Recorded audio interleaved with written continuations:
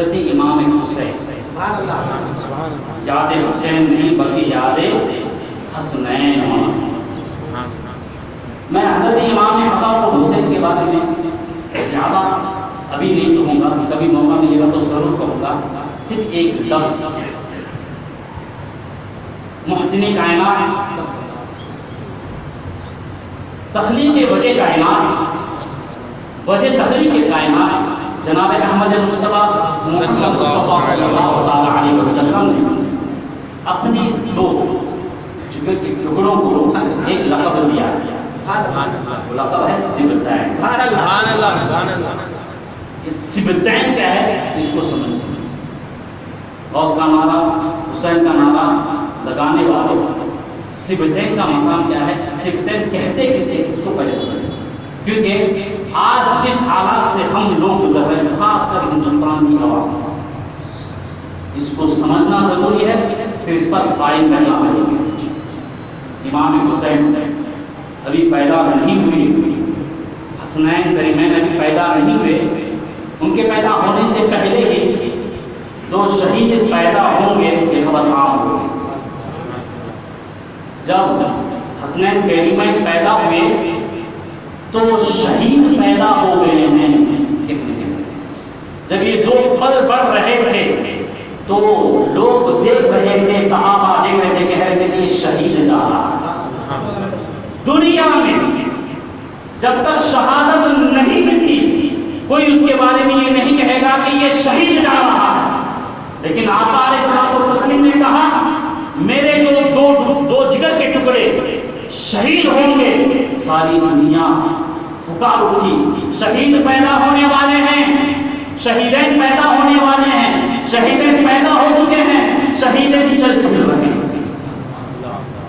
پھر امام حسن اور حسین کو بھی معلوم، ہم جو آج کھا رہے ہیں، ہم جو آج پی رہے ہیں، ہم جو طاقت جمع کر رہے ہیں، یہ کوئی عمارت بنانے کے لیے نہیں، کسی سے کشتی میں جیتنے کے لیے نہیں، کسی سے لڑنے کے لیے نہیں، بلکہ نانا کے دین کو زندہ رکھنے کے لیے شہید ہوئے۔ سبحان اللہ۔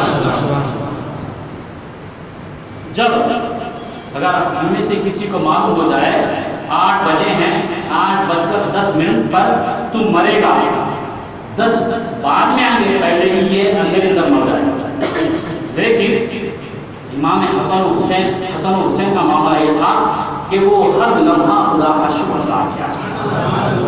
یہ وجہ ہے جب امام حسین علیہ رحمۃ الرضوان، امام حسین رضی اللہ تعالی عنہ میدان جنگ میں لڑ کر ظاہری سبب ختم ہو گیا، ہر ظاہری سبب ختم ہو گیا، اپنی ظاہری طاقت، ظاہری وسائل ختم ہو گئے تو اللہ تبارک و تعالیٰ کی بارگاہ میں سجدہ کیا۔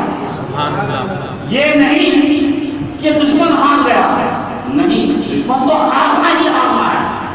ظاہری ہر سبب جب ختم ہوا، اللہ تبارک و تعالیٰ کا شکر ادا کرتے ہوئے سجدہ کیا، اے اللہ تعالیٰ تو نے ظاہری جتنے بھی اسباب و وسائل تو نے مجھے دیے تھے، سب کے سب تو نے تیری راہ میں استعمال کر لیے، تیرا شکر ہے۔ سبحان اللہ، سبحان اللہ۔ معزز سامعین، آج دین پھیلانے کا وقت نہیں ہے، آج دین بچانے کا وقت ہے۔ اچھا، ایک سوشل نیوز آپ کو سناتا ہوں۔ آج سے تقریباً 6.5 یا 7 مہینے پہلے، فروری 27 والے بمبئی میں ایک میٹنگ ہوئی، اس میں ایک کتاب، حضرت اورنگزیب کو سب جانتے ہیں، حضرت اورنگزیب کا ایک بھائی دارا شکوہ جسان، یہ بڑا فارسی کا عظیم تھا کہ مولانا، اس نے گستاخی کی، اس نے ایک کتاب لکھی مجمع البحرین کے نام سے۔ مجمع البحرین کا معنی یہ ہے کہ 2 سمندروں کا آپس میں ملنا، مجمع البحرین ہے۔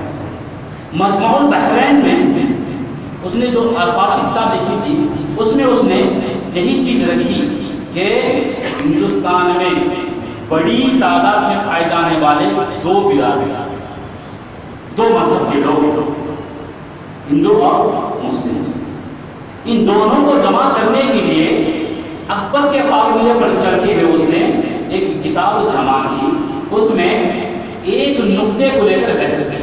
وہ نقطہ کیا ہے؟ وحدت الوجود۔ ایک بات کہیے، کیا ہے وحدت الوجود؟ وحدت الوجود کا معنی یہ ہے اللہ تبارک و تعالیٰ کا جو وجود ہے وہ واحد ہے۔ اب تک اچھا لگا، لیکن اس نے کس انداز سے مجموع بحرین میں لوگوں کو گمراہ کرنے کے لیے جمع کیا تھا۔ چاہے انسان مسجد میں کھڑا ہو، چاہے انسان مسجد کے علاوہ میدان میں کھڑا ہو، چاہے درخت کے نیچے کھڑا ہو، چاہے پہاڑ کے سامنے کھڑا ہو، وہ حقیقی معنی میں کس کے سامنے کھڑا ہے؟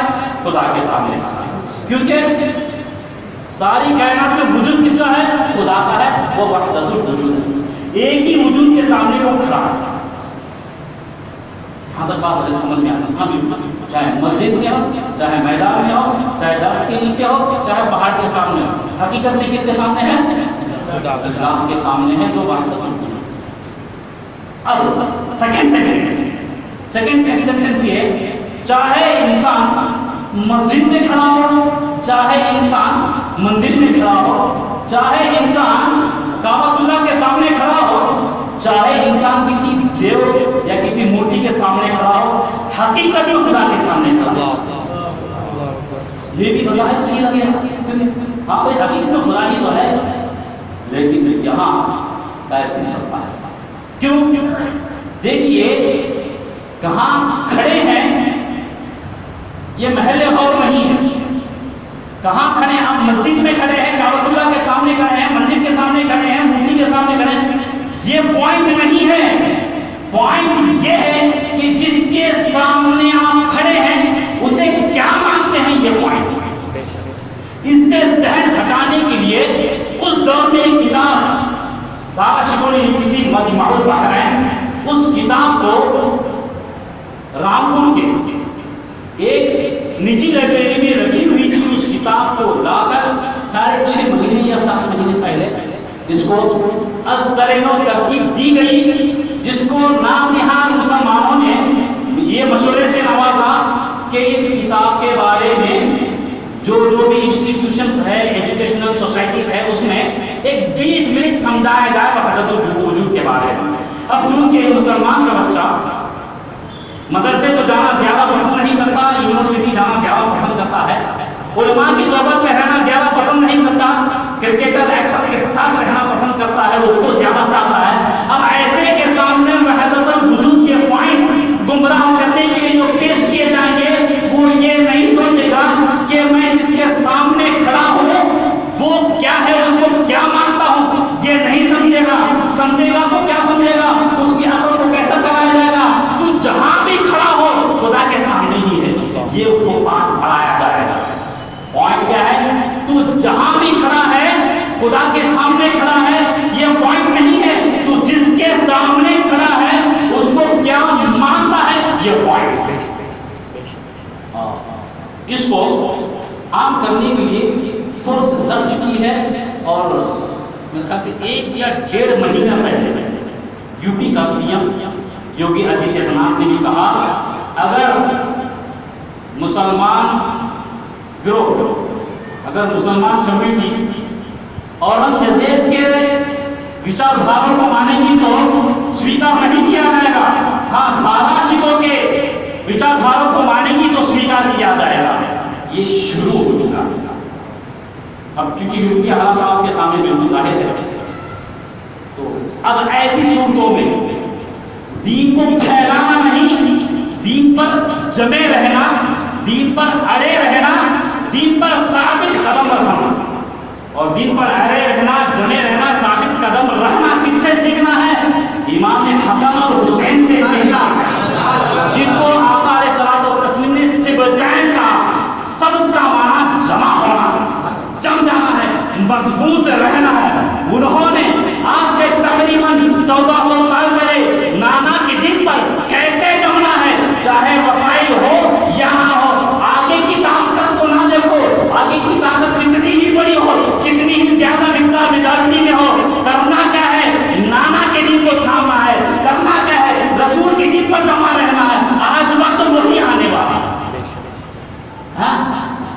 کوئی مبلغ، کوئی عالم، کوئی علم والا یہ نہ سوچے کہ میں دین کو پھیلا رہا ہوں. نہیں، دین کو بچانے کا وقت ہے. بچانے کا مطلب یہ ہے اپنے آپ کو تیار کرو، اپنی اولاد کو تیار کرو، اپنے بچوں کو تیار کرو، اپنے سوسائٹی کو تیار کرو. کیا تیار کرو؟ میدان کربلا میں امام حسن و حسین حسنین کریمین کے کردار کو دیکھو.